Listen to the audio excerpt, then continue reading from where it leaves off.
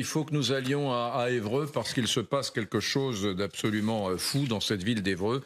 Je rappelle que nous sommes avec Benoît Perrin de Contribuables Associés. Rebonjour Benoît, Isabelle Saporta, éditorialiste, Renaud Pila, éditorialiste, et Nivine Potros, notre journaliste enquêtrice.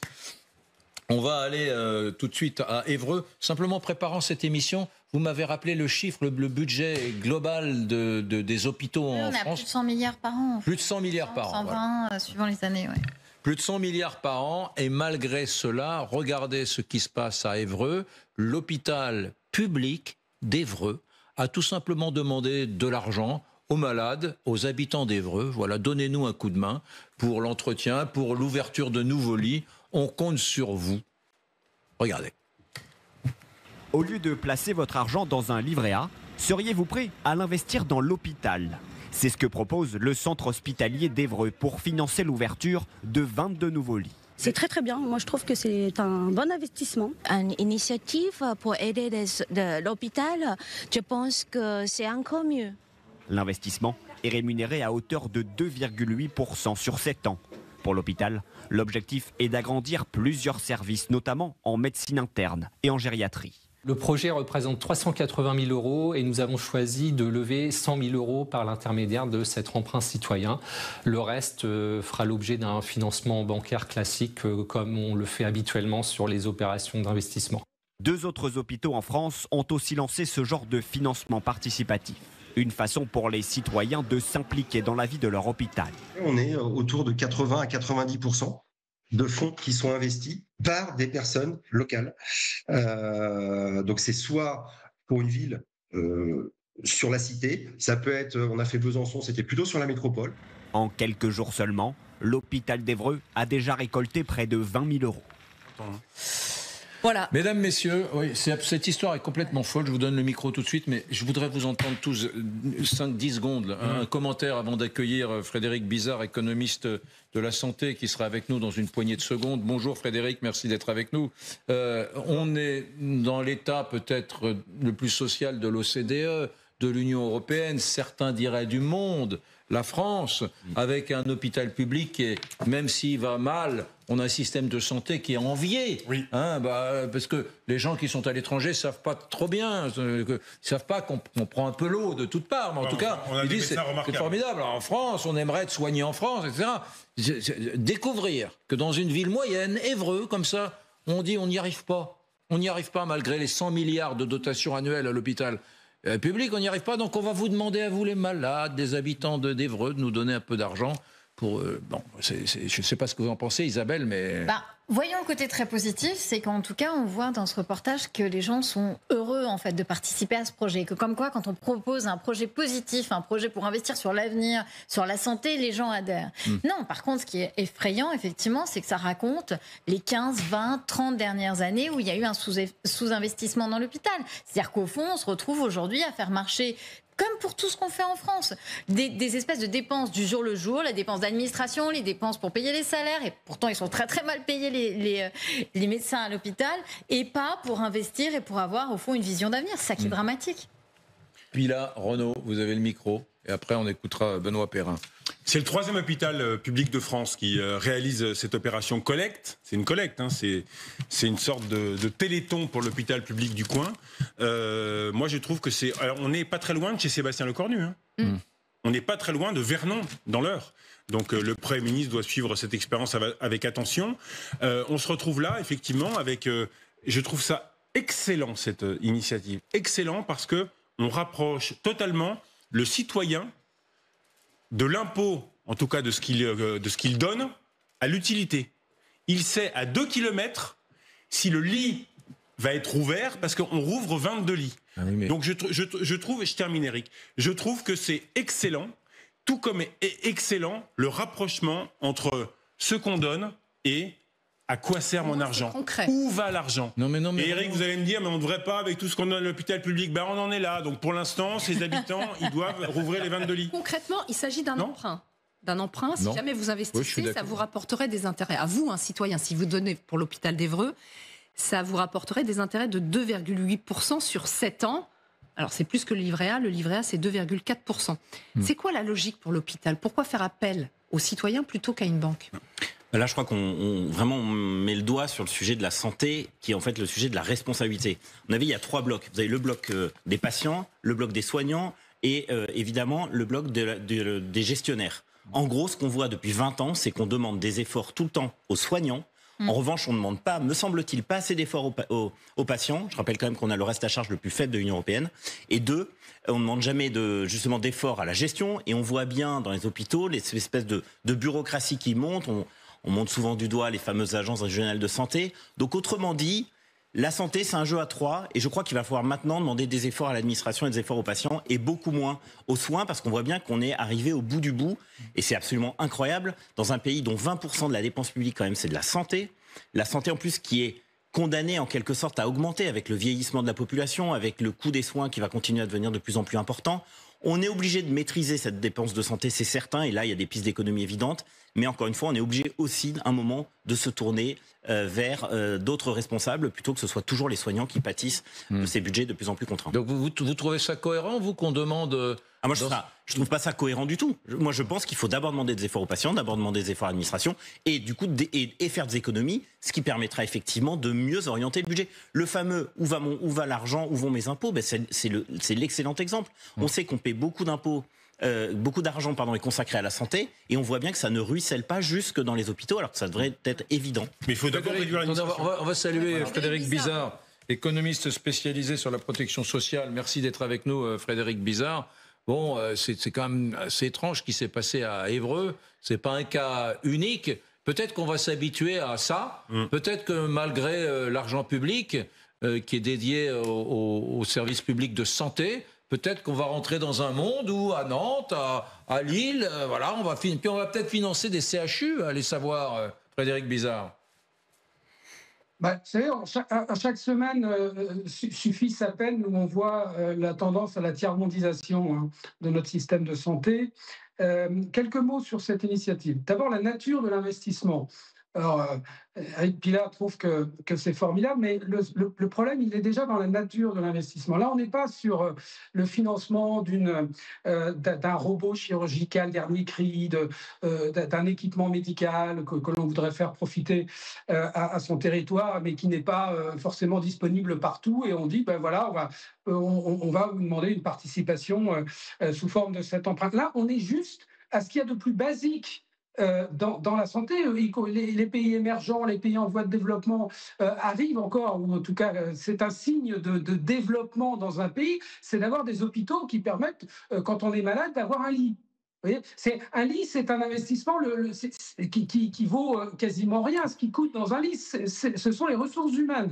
Bon, donc si vous avez de l'activité, une suractivité qui nécessite d'ouvrir des lits, vous allez avoir un financement par l'activité de vos lits. Donc la nature de l'investissement est très étonnante. C'est s'endetter et encore plus faire un emprunt citoyen pour avoir un lit. Demain, on va avoir votre kiné qui va vous demander un emprunt pour son cabinet de kiné, son médecin. Enfin, vous voyez, quand même, je trouve on prépare pas l'avenir. Initiative. Ouais. C'est ça que vous dites, on prépare pas l'avenir. On prépare pas l'avenir en quelque sorte. On n'est pas capable de penser à ce que sera l'hôpital de demain. Exactement. Alors, vous avez parfaitement raison. Et un autre signe étonnant, c'est qu'il faut aller vers une déshospitalisation du système de santé. Dans tous les pays, c'est la même chose. C'est-à-dire qu'il faut développer la prévention et l'ambulatoire. Et grâce aux nouvelles technologies, même si vous devez aller à l'hôpital, pour 2/3 des interventions chirurgicales, vous rentrez le matin et vous sortez le soir. Donc, je pense que si cet hôpital veut vraiment amener un progrès pour sa population, il faudrait mieux investir dans tout ce qui permet de développer l'ambulatoire, compris à l'hôpital, que de faire. Donc je pense c'est un investissement très 20e siècle. Vous voyez, au 20e siècle, la puissance d'un hôpital, c'était le nombre de lits. Mais tout ça, c'est vraiment un passé qui devrait être un peu révolu dans un pays comme la France. Et puis, vous l'avez dit, ce qui est très étonnant, c'est que... C'est un peu un truc de politiciens locaux, voilà, de dire regardez. C'est un truc de politiciens. Combien tu as de lits, combien tu as d'employés, et je te dirai si ton hôpital est puissant ou pas. Mais ça, c'est vraiment plus du tout, si vous voulez, les bons indicateurs. Et puis, dernier point, c'est que, vous l'avez souligné, budget de l'hôpital, 120 milliards, dont 97 milliards. On a injecté 26 milliards sur les 4 dernières années, c'est-à-dire 60% de la hausse de l'ensemble des dépenses de santé. Mais je pense que le citoyen, plutôt que de participer à un emprunt, devrait se dire, mais où va mon argent? Parce que par rapport à votre dernier intervenant, il faut qu'il se rassure. Quand vous payez votre mutuelle, c'est vous. Quand vous payez vos cotisations, c'est vous. Quand vous payez en direct, c'est vous. C'est toujours le citoyen qui paye. Je veux dire, l'effort du citoyen, il est permanent via ses cotisations, via sa mutuelle, via son reste à charge. Donc, cette notion de responsabilisation, parce que le citoyen serait déresponsabilisé, est aussi une croyance qui me paraît étonnante. Renaud Pilat, vous vous êtes fait publiquement ridiculisé par Frédéric Bizard, qui a bien raison de vous dire, qui a bien raison, mais moi je le dis, vous pouvez pas le dire, qui a bien raison de dire que des politiques qui se mêlent de santé en 2025, qui disent oui, on va avoir 18 lits de plus, c'est formidable, notre hôpital va être puissant, c'est totalement en décalage avec les politiques de santé aujourd'hui, où on développe au contraire l'hospitalisation à domicile, ou en tout cas les soins ambulatoires, donc des matériels qui sont dédiés à des... Voilà, moi j'ai un proche de ma famille qui a été opéré pour un cancer de la peau très récemment, rentré le matin, sorti le soir pour un mélanome assez lourd, une opération assez lourde. Donc c'est ça qu'on doit développer. Et là, franchement, vous étiez très content de claironner, c'est formidable. Ben non, il a eu raison. Voilà, je vote. On était tous très contents. Vous allez me gronder tout à l'heure à la machine à café. Non, pas du tout. Mon cher Renaud, malgré l'amitié que j'ai pour vous, je vote Frédéric Bizard. Non, mais alors, je suis entièrement d'accord avec vous. Frédéric m'a ridiculisé. Je suis entièrement d'accord. Il m'a ridiculisé. Pourquoi? Parce que j'essaie d'être court et je n'ai pas donné mon deuxième argument. Premier argument, excellente initiative parce que ça responsabilise les patients. Et puis dans la commune, tout le monde va en parler. Et du coup, deuxième argument, et Frédéric a entièrement raison, tout ça n'est valable que si on évalue la dépense dans l'hôpital. Ouais. Si on n'évalue pas la dépense publique dans toutes les administrations françaises, et en l'occurrence dans l'hôpital d'Évreux, combien administratif, quel est le temps de travail, combien c'est organisé, combien on achète les stocks, le matériel, est-ce que tout ça est bien... est-ce que la communauté d'agglo fait que plusieurs hôpitaux publics, peut-être CHU, font des économies d'achat? Donc si on n'évalue pas, ça sert à rien. On peut faire des collectes, et Frédéric a raison, on va pas faire des collectes tous les 6 mois. Mais donc il faut évaluer. Frédéric, vous êtes d'accord là? Non, je suis moins ridicule.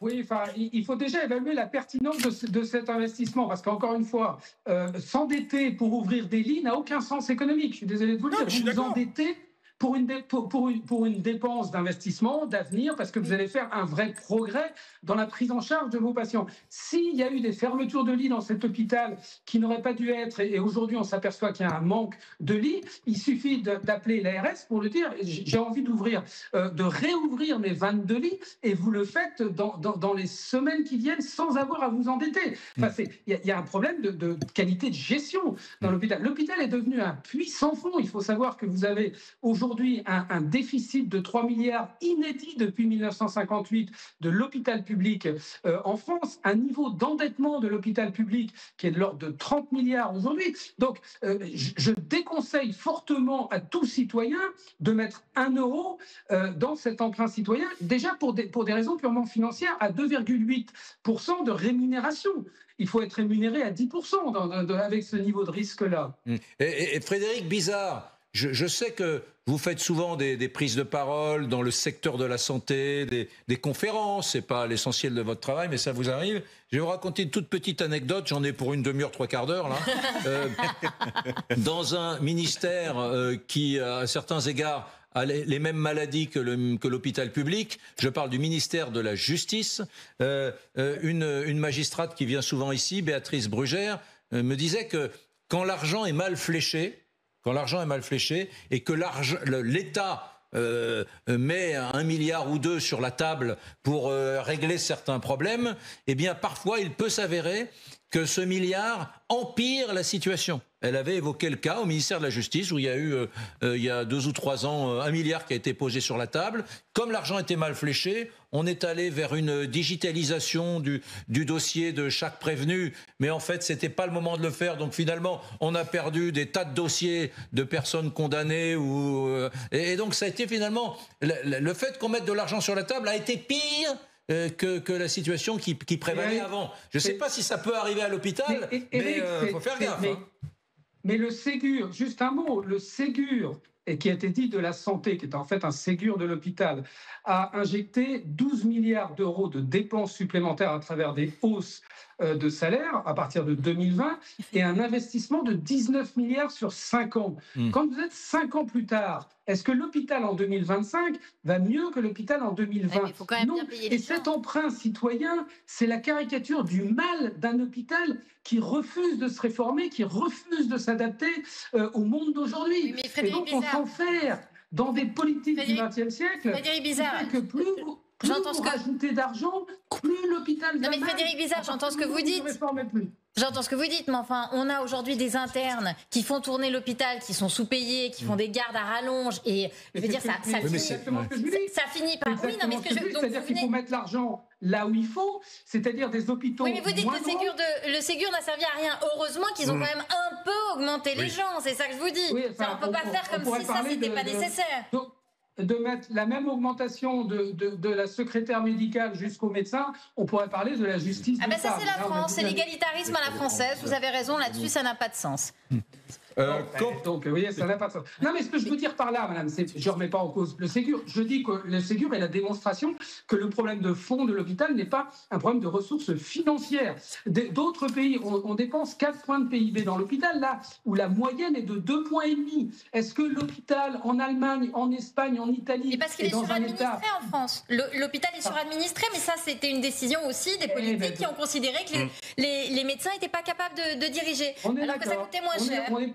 On est passé d'un mandarinat médical à un mandarinat administratif et il faut un équilibre entre les deux et pas un excès vers l'ultra-administration. La dictature des petits hommes gris de l'école de Rennes qui forment tous ces agents publics qui vont dans les ARS, les agences régionales de santé, et qui sont aujourd'hui très remis. Mesdames, messieurs, attendez, il y en a qui sont très efficaces. Il y a eu des ARS très efficaces au moment du Covid.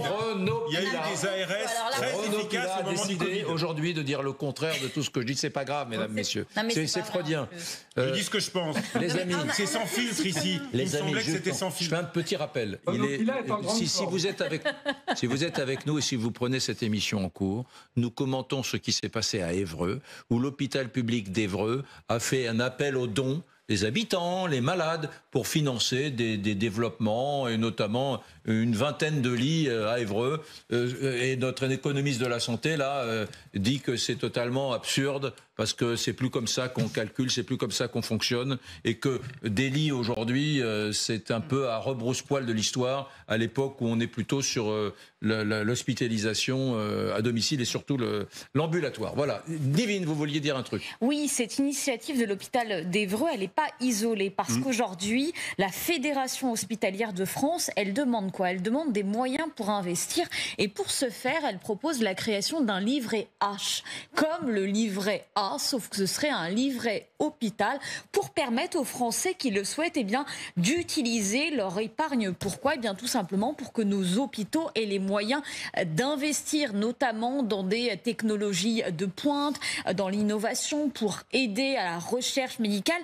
Un chiffre qui est quand même très important. Aujourd'hui, il y a 40% des établissements qui estiment ne pas avoir les moyens d'investir, c'est-à-dire par exemple acheter du matériel, acheter des lits. C'est bête, un exemple tout simple que je vais vous citer de l'hôpital d'Argenteuil que je connais très bien. Aujourd'hui, on passe par des mécènes pour payer quoi? Par exemple, pour payer les casques de réalité virtuelle qui sont utilisés en cas d'anesthésie, parce que certains patients, notamment âgés, ne supportent pas l'anesthésie. Ça coûte 300, 400, 500 euros. Aujourd'hui, l'hôpital public n'a pas les moyens. On passe par des mécènes, on achète aussi des livres, on demande à des associations d'offrir des livres pour la pédiatrie. Tout ça, aujourd'hui, les hôpitaux, ils sont obligés de se tourner vers le privé. Ce qu'ils réclament aujourd'hui, c'est un grand fonds, un lieu, un investissement, un livret pour que les Français mettent leur argent, investissent dans l'hôpital. Et on l'a vu tout à l'heure avec les habitants d'Évreux, ils sont pour. Oui, moi, je pense que la création de ce livret... Oui, j'entends, mais ce que dit à l'instant Frédéric Bizard, c'est que ce fonds, imaginons qu'on lève, je ne sais pas, des centaines de millions d'euros. Ça viendrait s'additionner aux 100 milliards ou aux 120 milliards, qui de toute façon sont un puits sans fond. C'est-à-dire que, est-ce que ça changerait les choses? Il a raison. Est-ce que ça changerait les choses? Un robot d'Avanci pour des opérations de la prostate, ça coûte plusieurs millions d'euros. Vous êtes le premier.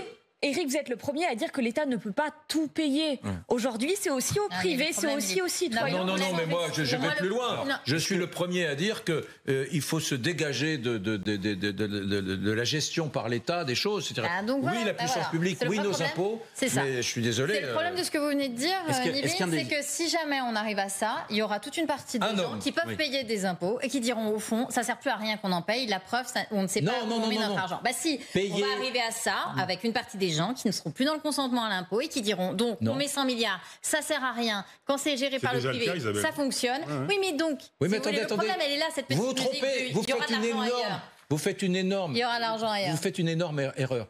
Qu'est-ce que c'est la solution? C'est ce qu'on appelle la délégation de services publics. Je suis l'État, je confie des missions de services publics. Si ça marche aussi bien que pour nos cantines, je peux vous dire qu'on n'a pas entreprises de privées. Pour la collecte de déchets à Paris, ça marche très bien. La collecte de déchets à Paris, c'est une délégation de services publics. Ça coûte 2 fois moins cher de passer par le privé que par les agents municipaux. C'est pas toujours le cas. Mais c'est l'État arbitre. Et vous gardez la main puisque c'est l'État arbitre. Si la mission est mal remplie, regardez les délégations de services publics pour les cantines et vous allez voir comme l'État garde la main et combien ça coûte. Et la merde que bouffent nos enfants. Les bus, c'est un exemple très de délégation. Une question peut-être pour M. Bizarre. C'est vrai qu'on dit souvent que la santé n'a pas de prix, mais elle a un coût. Est-ce que vous pensez qu'un des problèmes de cette surdépense, en quelque sorte, en matière de santé en France, c'est le manque d'information? On voit bien que les patients on a tout fait en quelque sorte pour déconnecter la prestation du coût. Et on voit bien que très concrètement, quand vous passez aux urgences, je crois que ça coûte à peu près 250 € à la collectivité. Quand vous accouchez, c'est à peu près entre 3 500 et 4 000 €.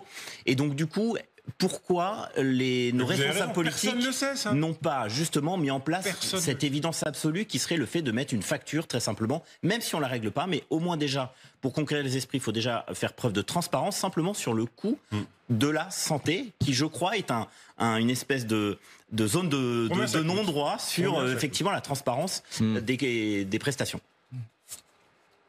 Oui, alors vous avez raison qu'il y a un problème d'illisibilité de notre système de financement, mais il faut aller à la racine du mal, aux causes profondes, comme dirait Poutine. C'est la même chose que pour l'hôpital. Pourquoi c'est une mauvaise idée d'autant investir dans l'hôpital ? Parce que lorsque vous investissez massivement à l'hôpital, vous n'investissez pas là où vous avez le rendement marginal le plus fort, c'est-à-dire le rendement pour l'euro supplémentaire d'investir le plus fort, qui est dans la prévention et dans l'ambulatoire. Donc vous ne pouvez pas investir massivement partout. Donc il faut choisir. Concernant la lisibilité des coûts à l'hôpital, pourquoi est-ce que c'est illisible? Parce qu'on a un assureur public qui est complété par un assureur privé, et puis on y a mis des franchises et puis des participations forfaitaires.